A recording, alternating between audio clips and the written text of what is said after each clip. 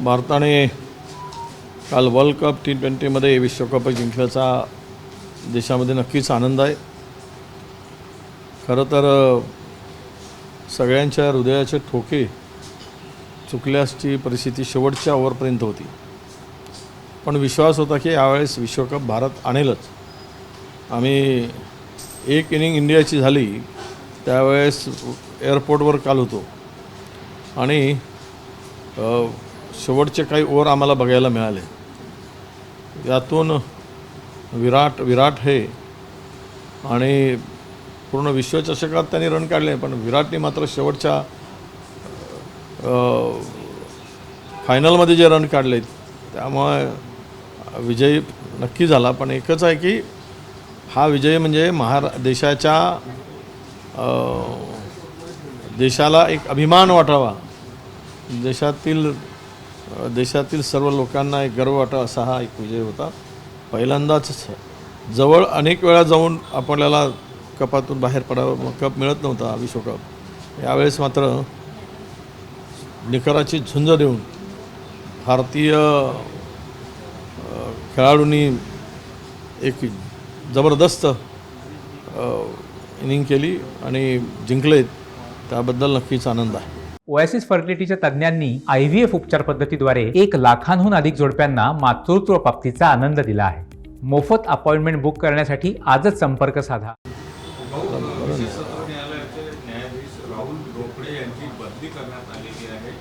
त्यांनी अजित पवार यांचा seeker bank घोटाळा असो किंवा मग छगन भुजबळांचा महाराष्ट्र धरण घोटाळा असे प्रकरण हाताळले, त्यांची मात्र आता बदली करण्यात आली, जेव्हा की ह्या प्रकरण त्यांच्या समोर होते। नाही, आता काय तो बदल्यांच्या बद्दलात मी काय बोलणार नाही। आता काय होईल, ईडीने पुन्हा इन्क्वायरी सुरू केल्याची माहिती मिळते आहे, म्हणजे रिओपन करायचं किंवा ते क्लोजर आहे ज्यांनी दिलेला। खरं तर वस्तुस्थिती सत्तेमध्ये आल्यानंतर सगळं क्लोज होईल, पण आता अजितदादांची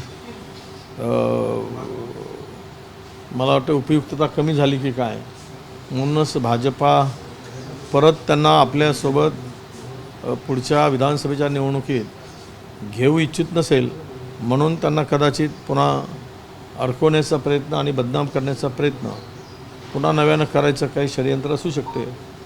त्यामुळं त्या बदलीचा आणि याचा काही संबंध जोडण्यात अर्थ नाही, मी त्यावर काही अधिक भाष्य करणार नाही। वारी सुरू आहे आणि मुख्यमंत्र्यांनी आदेश दिल्यानंतरही पुन्हा एकदा इंद्रायणी जी आहे ती फेसाळलेली आहे, कसं बघतो तुम्ही? मुख्यमंत्री वारंवार सांगतात की आम्ही स्वच्छ करणार। नाही, इंद्रायणीमध्ये तिकडे जेवढे केमिकल इंडस्ट्री आहे त्याच्यावर निर्बंधच नाही आहे। स्वच्छ वाहणारी इंद्रायणी सगळ्या केमिकल इंडस्ट्रीमुळे, मोठमोठ्या उद्योगामुळे त्याच्यामध्ये कुठेही पोल्युशनच्या संदर्भात तिकडे कुठलीही कारवाई होत नाही। सगळे तिकडे त्या उद्योगांकडून वसुली सुरू आहे। त्यामुळं कुठलाही उद्योग म्हणजे हा आता माणसाचं आयुष्य कमी करायचं होतं। आणि ज्ञानोबाच्या इंद्रायणीमध्ये जर हा प्रकार होत असेल, मुख्यमंत्री लक्ष घालूनही त्याकडे दुर्लक्ष होत असेल, तर हे दुर्दैव आहे। यापेक्षा दुर्दैवाची गोष्ट कोणतीही नाही।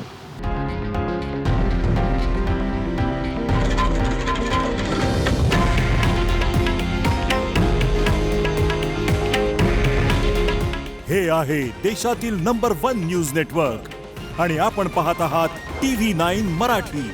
काळजी तुमची, हित महाराष्ट्राचं।